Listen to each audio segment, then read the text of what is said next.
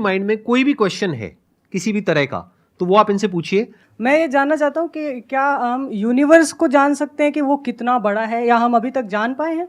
जी, क्या क्या पैरामीटर्स हो सकते हैं उसको नापने के लिए? जैसे कि हमने सुना है कि लाइट ईयर्स होते हैं। जी जी। पर वो कितना बड़ा है, क्या हम इमेजिन कर सकते हैं, या हम एक्चुअली में उसे प्रैक्टिकली पता कर सकते हैं क्या? तो जो यूनिवर्स की जो एक्सपैंडिंग यूनिवर्स थ्योरी थी वो एडविन हबल ने दी थी, और उनके अकॉर्डिंग जो अभी यूनिवर्स की जो एज है वो नियर अबाउट 13.9 बिलियन ईयर्स है, और उसी रेट से अभी एक्सपैंड कर रहा है। तो यूनिवर्स जो अभी हमारी थ्योरी है यूनिवर्स के जो मोस्टली एक्सेप्टेड है, that is of expanding universe. अभी के हिसाब से हबल कांस्टेंट होता है that is 65 mega पास्क।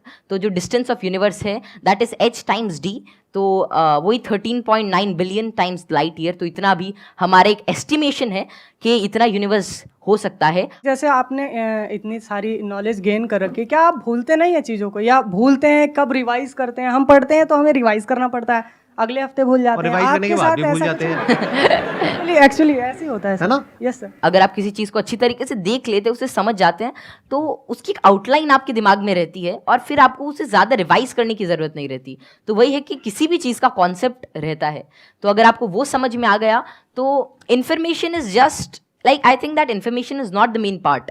If you understand the thing properly, फिर आपको वो सारी चीज़ें आसानी से याद रहती है, आपको कोई उसके लिए एक्स्ट्रा एफर्ट्स नहीं करने पड़ते। सर पूछ रहे थे, बोल रहे थे ना कि मैं मैटर के बारे में स्टडी कर रहा हूँ, तो मैं ये जानना चाह रहा था कि जो इलेक्ट्रॉन प्रोटॉन है इनका मतलब सबसे पहले किसने बताया था इनके बारे में? तो इलेक्ट्रॉन की जो डिस्कवरी थी, तो यार 9th क्लास की एनसीईआरटी में मिल जाता है।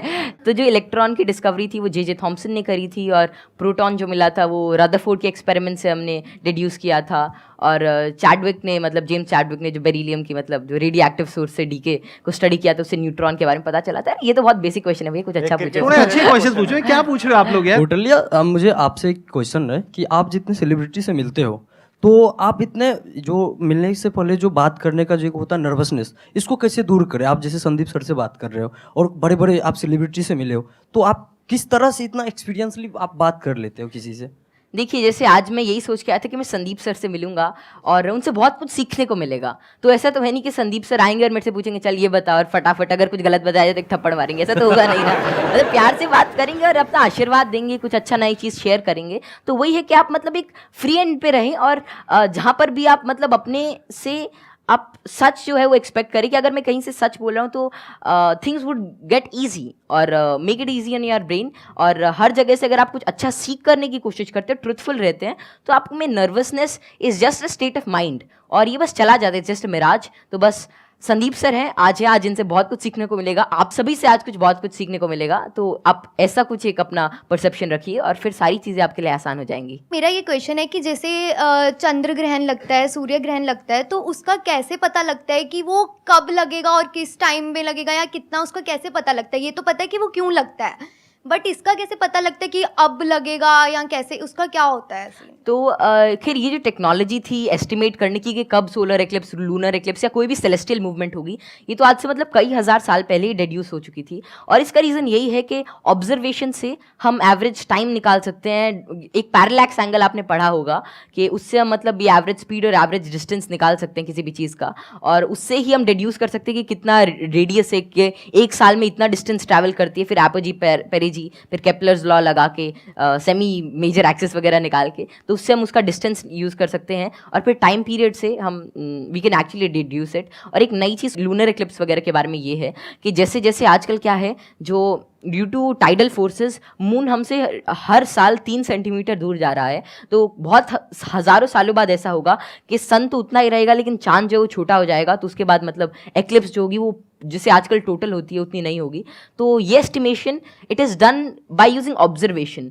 और एस्ट्रोनॉमी एक ऐसा फील्ड है जो हज़ारों सालों तक ऑब्जर्वेशन से ही चला, और बहुत सारे पुराने साइंटिस्ट जैसे केपलर, गैलीली, आर्यभट्ट, जितने भी बड़े लोग थे जो पुराने ज़माने के, वे सभी ऑब्जर्व करते थे। उनकी ऑब्जर्वेटरीज होती थी कि कैसे कैसे जो हेवनली बॉडीज़ हैं ये इंटरैक्ट कर रही हैं, कैसे कैसे ट्रैवल कर रही हैं, इनमें क्या चेंजेस हैं, और उन्हीं सभी चेंजेस को एस्टिमेट करके, उन सभी को देख के आज हमने मतलब ऐसी सारी टेक्नोलॉजी को डिड्यूस किया है कि जिससे हम कर सकते हैं, एस्टिमेट कर सकते हैं उनका टाइम पीरियड, उनका डिस्टेंस, और कैसे वे एक्ट करेंगे। एक्सीलेंट जी, big round of applause for him.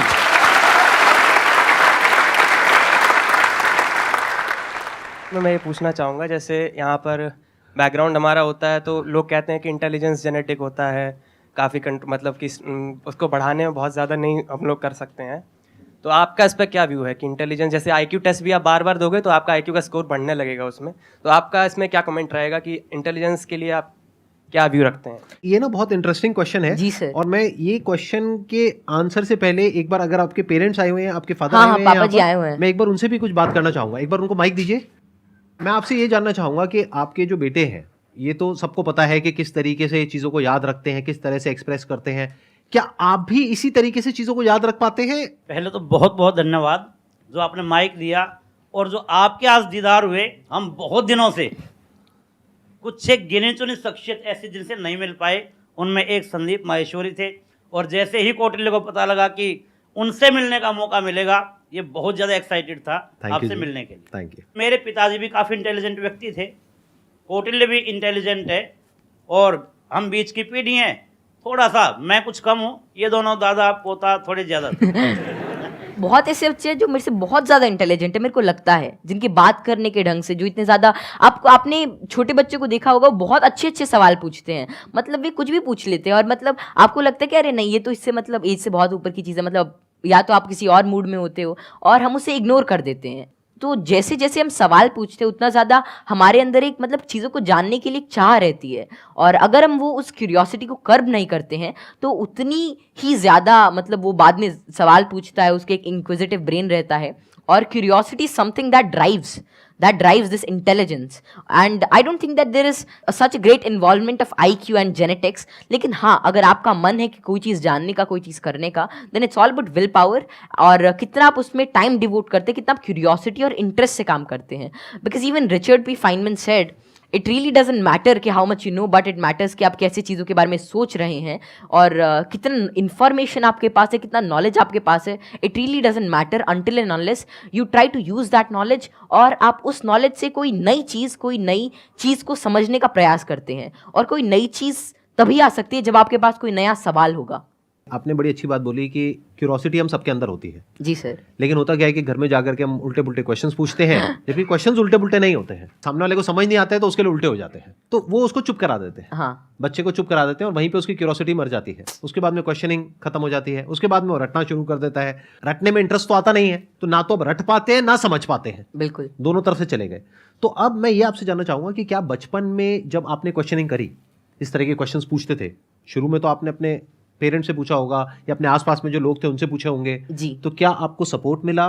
क्या उन्होंने आपको एनकरेज किया या उन्होंने भी आपको यही कहा कि क्या फालतू के क्वेश्चंस पूछ रहा है? नहीं, जैसे I think I was fortunate enough कि जितने भी मैं सवाल पूछता, कोई ना कोई मेरा जवाब दे ही देता था। और बात शुरू ऐसी होती थी कि मानो कोई घर पे कोई बात चल रही है किसी भी चीज़ को लेकर, मानो दे टॉकिंग अबाउट के एक इकोनॉमिक क्राइसिस है देश में, तो मैं उसके अंदर मैं सुनता रहता था, या कोई भी ऐसी चीज़ हो रही है, कोई स्पेस मिशन जा रहे हैं, मैं सुनता रहता था, मैं चीज़ों को ऑब्जर्व करता था, और वैसे ही मेरे जो भी सवाल आते, I was fortunate enough to get their answers. और मानो अगर मेरे को उसका जवाब नहीं भी मिलता तो मैं पूरे दिन उनसे पूछता रहता। तो एक तो मैंने भी कसम खा रखी थी कि जवाब तो चाहिए ही, तो मैं खाते हुए भी यही पूछता, नहाते हुए भी यही पूछता, और जो भी काम करता मैं मतलब मेरे दिमाग में वही रहता जब तक वो रिजॉल्व नहीं होता।